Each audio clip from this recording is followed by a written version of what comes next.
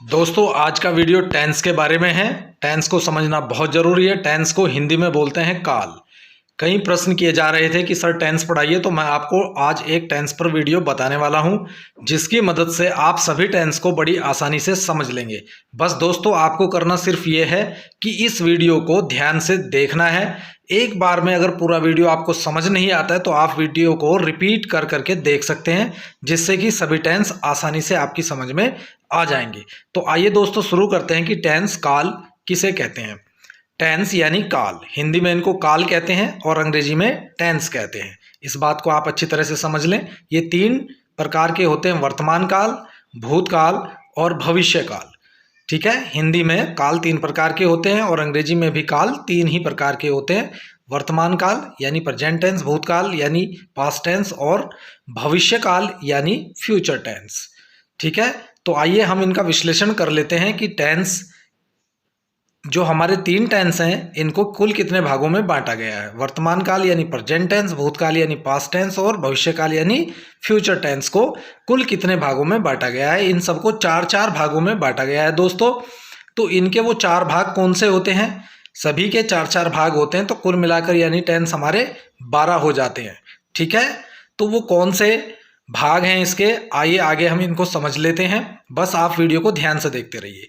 चार भाग यानी कि पहला जो भाग है वर्तमान काल यानी कि प्रेजेंट टेंस, भूतकाल का पास्ट टेंस, भविष्य काल का फ्यूचर टेंस। तो इनके चार भाग कैसे होने वाले हैं? फर्स्ट होता है इंडेफिनिट। इंडेफिनिट का मतलब क्या होता है? जिसमें कोई चीज़ अनिश्चित होती है, यानी कि किसी चीज़ का समय निश्चित नहीं होता, उसको इंडेफिनिट कहते हैं। ऐसे वाक्य जिनका समय निर्धारित नहीं होता। जैसे मैं फुटबॉल खेलता हूँ, मैं खेलता हूँ लेकिन कब से खेलता हूँ, कब तक खेलूंगा, इस बारे में कोई भी निश्चित नहीं है, निर्धारित नहीं है। मैं हिंदी बोलता हूँ, आई स्पीक हिंदी, तो इसमें ये क्लियर नहीं हो रहा है कि आप कब से बोल रहे हैं और कब तक बोलेंगे। तो ये इंडेफिनिट होता है, यानी इसमें समय निर्धारित नहीं होता। ठीक है, तो आप समझ सकते हैं ऐसे वाक्यों की जो पहचान होती है वो ता, ते, ती है, आदि आदि शब्द इसके अंत में आते हैं। ठीक है, इसके बाद हम आगे बढ़ते हैं और हम इसके दूसरे भाग को समझते हैं, जिसका नाम है कंटिन्यूअस टेंस। कंटिन्यूअस का जो मतलब होता है, उसका मतलब है जारी रहना। किसी कार्य का जारी रहना, किसी काम का जारी रहना, वो कंटिन्यूअस के अंतर्गत आता है दोस्तों।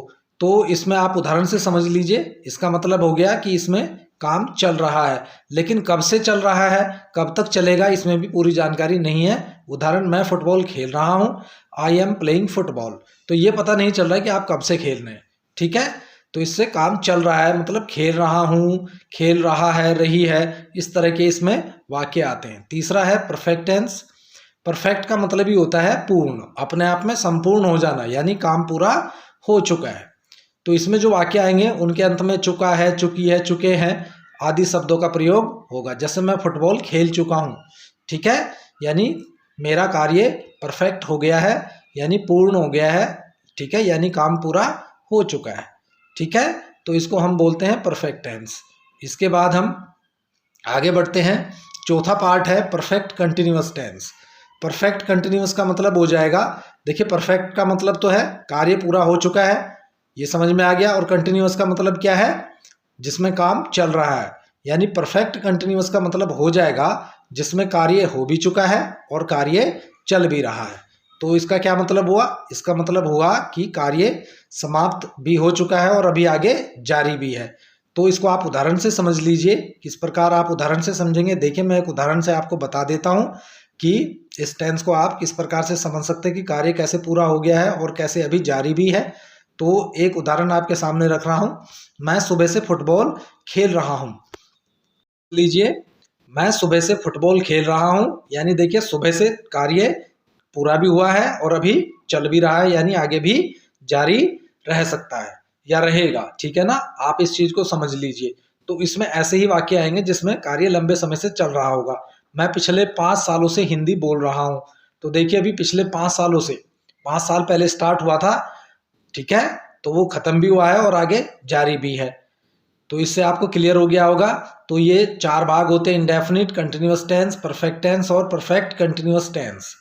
एक बार फिर से, किसी भी टेंस के चार भाग होते हैं, आपके सामने है इंडेफिनिट, दूसरा भाग हो जाता है कंटिन्यूअस, तीसरा हो जाता है परफेक्ट और चौथा परफेक्ट कंटिन्यूअस। आप इसको समझ लीजिए, ठीक है ना। आप चाहें तो नोट भी कर सकते हैं, स्क्रीन पे आपके सामने है, आप अपनी नोटबुक में इसको नोट भी कर सकते हैं। मैं बता ही चुका हूँ, परफेक्ट टेंस भी मैं आपको बता चुका हूँ जिसमें कार्य पूर्ण हो चुका है, और परफेक्ट कंटिन्यूअस टेंस भी मैं आपको बता चुका हूँ जिसमें कार्य पूर्ण भी हो चुका है और वो जारी भी है, अभी चल भी रहा है। तो इस प्रकार से आप इनको आसानी से समझ सकते हैं कि किसी भी टेंस के 4 भाग होते हैं, ठीक है दोस्तों। अब हम आपको बताएंगे कि जैसे आपने देखा कि प्रेजेंट टेंस के 4 भाग आपके सामने रखे गए हैं, ऐसे ही ये पास्ट टेंस के भी होते हैं, ठीक है। तो इनमें हम इनको फिट करेंगे। देखिए, सबसे पहले वर्तमान काल यानी प्रेजेंट टेंस, तो उसके 4 भाग होते हैं। सबसे पहला भाग कौन सा है? इंडेफिनिट, ठीक है। दूसरा भाग कौन सा है? कंटिन्यूअस। तीसरा कौन सा है? Perfect tense. और चौथा कौन सा है? Perfect continuous. समझ लीजिए, आप इनको नोट भी कर सकते हैं, ठीक है। इसी तरह भूतकाल के भी, यानी कि past tense, past continuous tense, past perfect tense और पास्ट परफेक्ट कंटिन्यूअस टेंस। ऐसे भविष्यकाल यानी फ्यूचर टेंस का, future indefinite, future continuous, future perfect और फ्यूचर परफेक्ट कंटिन्यूअस टेंस, ठीक है दोस्तों। ये समझ में आ गया, ठीक है। अब आगे बढ़ते हैं हम, ये 12 भाग हो गए हैं। चलिए आगे बढ़ते हैं, अब टेंस को डिटेल में स्टडी कर लेते हैं। मैं आपको बता देता हूं कि जो हमारे टेंस यानी काल हैं उनको हम अब किस प्रकार से हमें समझना है। चलिए आगे बढ़ते हैं और देखते हैं कि मैंने आपको जो बताया है, जैसे प्रेजेंट, पास्ट और फ्यूचर, ठीक है ना। सभी के 4-4 भाग होते हैं। ये मैंने एक टेबल बना दी है, आप इनको अच्छी तरीके से समझ लीजिए। कुल मिलाकर हमारे जो 3 टेंस हैं उनके कुल 12 भाग हो जाते हैं, ठीक है। आपके सामने है, आप स्क्रीन पर देख पा रहे हैं। इनको आप नोट कर लीजिएगा, समझने के लिए आप इनको अपनी कॉपी में लिख सकते हैं, ठीक है दोस्तों। अब मैं आपको समझाने वाला हूं कि किस प्रकार से उदाहरण से आप इन टेंस को आसानी से सीख सकते हैं। मैं फुटबॉल खेलता हूं, मैंने जैसे बताया कि इंडेफिनिट है, ता ते ती हूं, तो इसमें आई सब्जेक्ट हो गया, फुटबॉल ऑब्जेक्ट हो गया और प्ले यानी वर्ब यानी एक्शन। आई ने जो एक्शन किया वो वर्ब कहलाता है। वर्ब की 3 फॉर्म होती हैं दोस्तों, फर्स्ट फॉर्म, सेकंड और थर्ड फॉर्म, ठीक है। अब इनका हम टेंस में कैसे यूज करेंगे मैं उदाहरण के साथ आपको बताने वाला हूं। मैं फुटबॉल खेलता हूं, प्ले जो है वो वर्ब की फर्स्ट फॉर्म है दोस्तों, ठीक है। इसका प्रयोग इंडेफिनिट टेंस में किया जाता है। मैं फुटबॉल खेलता था, अब देखिए ये पास्ट इंडेफिनिट हो गया, था यानी कि जो समय बीत चुका है, तो इसमें वर्ब फर्स्ट की जगह अब सेकंड फॉर्म को यूज किया जाएगा। आई प्लेड फुटबॉल, प्ले का क्या हो गया? प्लेड। या आप अच्छी तरह से समझ रहे हैं, आई ज्यों का त्यों रहा, फुटबॉल ज्यों का त्यों रहा, केवल वर्ब में चेंज हुआ है। तो आप समझ सकते हैं कि जब हम टेंस की स्टडी करते हैं तो हमें केवल वर्ब में परिवर्तन करना होता है। जैसे प्ले का यहाँ पर प्लेड हो गया, प्ले प्रेजेंट इंडेफिनिट में है और प्लेड पास्ट में है। तो टेंस जो हमारे प्रेजेंट टेंस है, पास्ट टेंस है, फ्यूचर टेंस है, इन सभी के 4-4 भाग हैं। तो उनके 4-4 भाग को हम डिटेल में स्टडी करेंगे आने वाली वीडियो में भी। लेकिन इस वीडियो में मैं आपको बता दूं कि हम प्रेजेंट इंडेफिनिट, पास्ट इंडेफिनिट और फ्यूचर इंडेफिनिट को किस प्रकार से स्टडी करने वाले हैं, वो आप देखिए। प्रेजेंट इंडेफिनिट उदाहरण के साथ समझिए। प्रेजेंट इंडेफिनिट के जो एग्जाम्पल्स हैं वो मैं आपके सामने रख रहा हूं, आप उनको देखकर अच्छी तरह से समझ लीजिए। देखिए, किसी भी टेंस में 3 तरह के वाक्य प्रयोग होते हैं, एफर्मेटिव यानी सकारात्मक, निगेटिव नकारात्मक और इंट्रोगेटिव यानी प्रश्नवाचक, ठीक है। इंपॉर्टेंट रूल्स मैं आपको बताने वाला हूं प्रेजेंट इंडेफिनिट टेंस में। उदाहरण के साथ, मैं किताबें पढ़ता हूं, आई रीड बुक्स। देखिए, आई सब्जेक्ट है, किताबें यहाँ पर ऑब्जेक्ट है और पढ़ता हूं यानी पढ़ना जो है वो वर्ब है यानी एक्शन है। जो सब्जेक्ट ने एक्शन लिया है वो वर्ब कहलाता है। तो ये रीड है, यहाँ पर वर्ब की फर्स्ट फॉर्म यूज की जा रही है, ठीक है। यानी प्रेजेंट इंडेफिनिट में आपको वर्ब की फर्स्ट फॉर्म यूज करनी है। मैं किताबें नहीं पढ़ता हूं, ये निगेटिव वाक्य है। I do not read books, तो डू नॉट को मैं अभी बताने वाला हूं। पहले आप ये देख लीजिए कि यहाँ पर आई ज्यों का त्यों आ गया, ठीक है।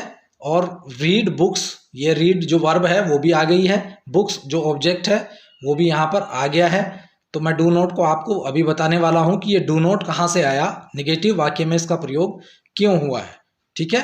इससे पहले मैं आपको बता दूं थोड़ा सा इंट्रोगेटिव, क्या मैं किताबें पढ़ता हूं, डू आई रीड बुक्स, ठीक है। इंपॉर्टेंट रूल्स आप स्टडी कर लीजिए।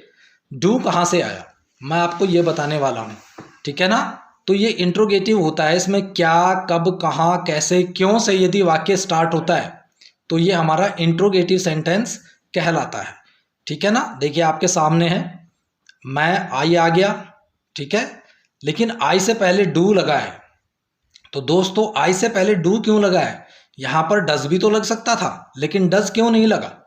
ठीक है ना, अब इस चीज को समझ लीजिए। यदि आपका सब्जेक्ट सिंगुलर हो, सिंगुलर मतलब एक वचन करता, मैं किताबें नहीं पढ़ता हूं, इससे समझिए I do not read books, ये तो लिखा है। आई के साथ डू नॉट क्यों लगा? क्योंकि आई जो है वो प्लूरल की तरह बिहेव करता है। आई फर्स्ट पर्सन है, ये प्लूरल की तरह बिहेव करता है, इसलिए जहां पर भी आई आए उसके साथ डू नॉट लगाना होता है। ठीक है, डज नॉट नहीं आएगा, डज नॉट तब आएगा जब ही सी इट लगता हो। ठीक है ना, तो आई के साथ डू लगा, मैं किताबें पढ़ता हूं। इस सेंटेंस को अब समझ लीजिए, इसके साथ भी एक रूल चलेगा। आई के साथ तो आपको वर्ब की फर्स्ट फॉर्म लगानी है, लेकिन यदि वहां पर ही सी और इट आ जाए सब्जेक्ट की जगह, तब आपको वर्ब में एस या ई एस और लगा देना है। जैसे ही के साथ ही goes to college, he reads book. ठीक है, सकारात्मक वाक्यों में ऐसा ही होता है। ठीक है दोस्तों, समझ में आ गया? अब आगे बढ़ते हैं। आगे समझिए नियम 1, कभी भी कोई वाक्य हु से आरंभ हो तो उसके साथ डू या डज का प्रयोग नहीं होता है। ये ध्यान देने वाली बात है, इसको अच्छी तरह से समझ लीजिए। ठीक है ना, हु के साथ कभी भी डू या डज नहीं लगाना। हु गोज टू कॉलेज, ठीक है ना, हु के साथ आपको सब्जेक्ट हु है तो उसके साथ हु मेक्स अ नॉइज, समझ में आ गया? वर्ब की फर्स्ट फॉर्म में एस या ई एस लगा देना है, डू या डज का प्रयोग वहां पर बिल्कुल नहीं करना है। नियम नंबर 2, कभी भी वाक्य में डू और डज हेल्पिंग वर्ब के रूप में यूज होता हो तो वे मेन वर्ब में एस या ई एस नहीं लगाना है, उसको हटा देना है, उसको कभी नहीं लगाना है। ठीक है ना, आप देख सकते हैं डू या डज हेल्पिंग वर्ब के रूप में यदि यूज हो रहा है, चाहे वो आपका इंट्रोगेटिव हो चाहे आपका निगेटिव हो, तो आपको वर्ब के साथ एस या ई एस नहीं ऐड करना है। ओके, चलिए पास्ट इंडेफिनिट को देखते हैं। तो पास्ट इंडेफिनिट में जैसा मैंने आपको बताया था, केवल आपको वर्ब की सेकंड फॉर्म को चेंज करना है। ठीक है, तो इसमें देख लीजिए इंपॉर्टेंट रूल्स हमारे क्या रहेंगे। सबसे पहले पास्ट इंडेफिनिट के वाक्यों को देखिए, यानी इसका मतलब है पास्ट इंडेफिनिट का मतलब है कोई काम हो चुका है। ठीक है, तो समझिए इसके लिए रूल्स क्या रहेंगे। रूल्स नंबर 1, सकारात्मक वाक्यों में वर्ब की सेकंड फॉर्म लगेगी। ठीक है, इसको अच्छी तरह से नोट कर लीजिए, याद कर लीजिए।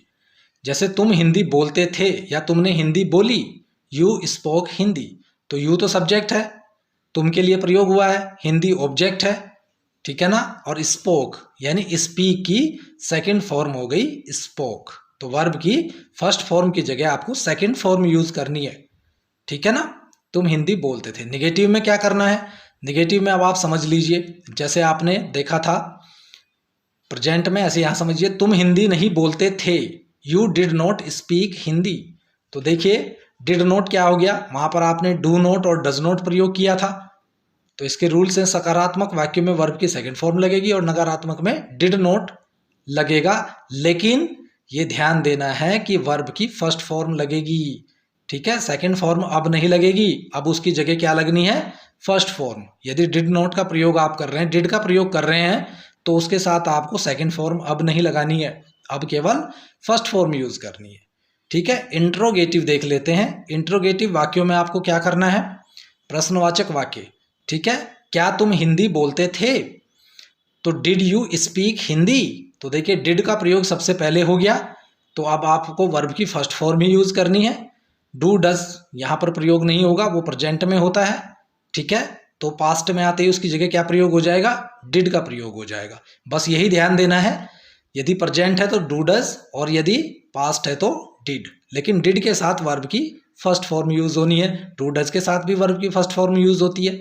ध्यान दें, इसी से पता चलता है यदि डिड लगाया गया है तो तब ये पास्ट का वाक्य होगा। ठीक है, इसमें आप देख लीजिए तीसरा, प्रश्नवाचक वाक्यों में डिड सब्जेक्ट के पहले होगा, ये तीसरा नियम है, इसको आप समझ लीजिए। चौथा नियम, हु से आरंभ होने वाले वाक्यों में डिड का प्रयोग नहीं करना है। जैसे वहां डू डज का प्रयोग नहीं करना है हु के साथ, यहां पर भी डिड का प्रयोग हु के साथ कभी नहीं करना है। इस चीज को अच्छी तरह से समझ लें, जो रूल्स मैंने लिखे इनको नोट भी कर लीजिए। Who went to college, college कौन गया। ठीक है, तो फर्स्ट फॉर्म और की जगह आपको क्या लगाना है? सेकंड फॉर्म, क्योंकि डिड नहीं लगा है तो सेकंड फॉर्म। यदि डिड लगाया जाता तो वर्ब की फर्स्ट फॉर्म को आपको लिखना था। जहाँ पर डिड नहीं आएगा वहाँ सेकंड फॉर्म। ठीक है, तो पास्ट इंडेफिनिट आपको क्लियर हो गया। चलिए अब देखते हैं फ्यूचर इंडेफिनिट को। फ्यूचर इंडेफिनिट के बारे में जान लेते हैं कि फ्यूचर इंडेफिनिट को कैसे करना है। इसमें भी हम तीनों प्रकार के वाक्यों को देखेंगे। तो इसके लिए इंपॉर्टेंट रूल्स जो मैं यहाँ पर बता रहा हूँ आप उनको नोट भी कर लीजिए और समझ भी लीजिए। भविष्य में होने वाले काम को बताया जाता है। ठीक है ना, गा गे गी का प्रयोग वाक्यों के अंत में होता है। अभी आप उदाहरण से समझ भी लेंगे। तो देखिए उदाहरण मैं आपके सामने रख रहा हूं। आप हिंदी बोलेंगे, यू विल स्पीक हिंदी। तो यहाँ पर विल एक अलग से वर्ब की फॉर्म, यानी कि इसको हम हेल्पिंग वर्ब कहते हैं, प्रयोग हुई है। ये मेन वर्ब से पहले प्रयोग हुई है। तो ये हमारे किस टेंस को बताती है? ये फ्यूचर टेंस को बताती है। यहाँ पर विल और शैल को यदि हम प्रयोग कर रहे हैं तो उससे समझ में आ जाएगा कि ये फ्यूचर टेंस की बात हो रही है। ठीक है ना, तो आप हिंदी नहीं बोलेंगे, तो यहाँ पर आपको अब you will not speak Hindi, इसमें केवल विल के साथ नॉट लगाना है और वर्ब की फर्स्ट फॉर्म का ही प्रयोग आपको करना है। इसमें कहीं सेकंड फॉर्म का प्रयोग नहीं होता। ठीक है, इसको अच्छी तरह से आप समझ लीजिए। यदि आपका सब्जेक्ट आई होता तो आपको आई के साथ शैल लगाना था। ठीक है, आई शैल नॉट स्पीक हिंदी, मैं हिंदी नहीं बोलूँगा। ऐसे ही आप इसमें आगे बढ़िए और देखिए, क्या तुम हिंदी बोलोगे? तो विल यू स्पीक हिंदी, आपको यू के साथ विल का प्रयोग करना है। यदि आई होता तो आई के साथ आप शैल लगा सकते थे। क्या मैं हिंदी बोलूँगा? शैल आई स्पीक हिंदी, ये हो जाता। क्या तुम हिंदी बोलोगे? Will you speak Hindi. तो इस प्रकार से हमने प्रेजेंट इंडेफिनिट, पास्ट इंडेफिनिट और फ्यूचर इंडेफिनिट को समझ लिया है। अगले वीडियो में मैं अगले टेंस बताऊंगा। तब तक के लिए bye bye. Thank you so much.